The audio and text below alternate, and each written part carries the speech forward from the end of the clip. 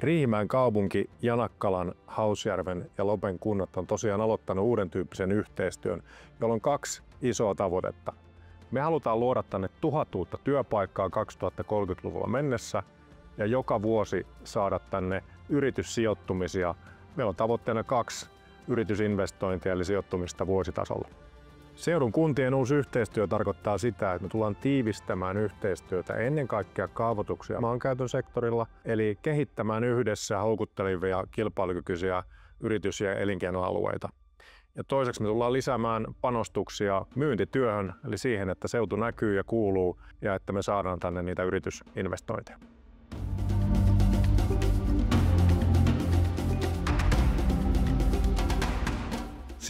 Tämä logistinen sijainti oli yksi suurimpia tekijöitä, koska me kerätään paljon renkaita ja tämä on Etelä-Suomen keskipiste meidän rengaskeräysalueella. Pitää sanoa, että täällä on sujunut erittäin hyvin asiat, eli meidän kaupat on sujunut hienosti ja ympäristölupa, mikä on kunnan lupa, niin sekin tuli loistavalla aikataululla ja yhteistyö on ollut hyvä. Mielestäni tämä Etelä-Hämeen alue on hyvä alue toimia, varsinkin jos yritys toimii logistiikan kanssa, keräys- tai jakelubisneksessä, niin silloin tämä on hyvä lähtökohta tulla tänne. Täältä on lyhyt matka joka paikkaan. Yhteistyö seudun kunnan kanssa elinkeinoasioissa on ollut erittäin hienoa, koska me saatiin tonttikaupat tehty esikauppakirjalla, milloin me saatiin sitten ympäristölupa kunnan kanssa erittäin nopeasti ja sen jälkeen vasta saatiin tehty kauppa tontista. Rakennusluvat ja kaikki on tullut järjestykseen. Kunta on pitänyt hyvästi yhteyttä meihin. Riihimäen seutu on loistava paikka Valion kannalta, koska sen logistinen sijainti on loistava. Meillä on suurimmat Suomen kaupungit, Tampere, pääkaupunkiseutu ja Turku tässä lähettyvillä, niin kuluttajat on lähellä ja myös logistisesti liikenne on helppoa.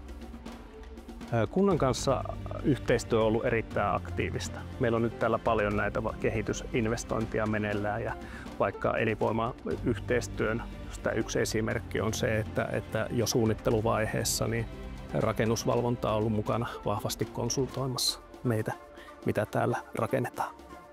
Vali on tällä hetkellä Riihimäen seudun suurin työnantaja ja meillä on tarkoitus vielä laajentaa toimintaa tässä ja sen takia yhteistyö Riihimäen seudun kanssa on tärkeää, että voidaan jatkossakin turvata ammattilaisia tänne meille työntekijäksi. Jos mä mietin Riihimäkeä, Janakkalaa, Hausjärveä ja Loppea, niin me todellakin ollaan yhdessä enemmän kuin osiemme summa. Meillä on todella monipuolisia asumisen mahdollisuuksia, täällä on osaavaa koulutettua työvoimaa ja vahva tekemisen meininki ja yhteistyö, johon toivotetaan kaikki tervetulleeksi. Tervetuloa Riihimäen seudulle, Etelä-Hämeeseen.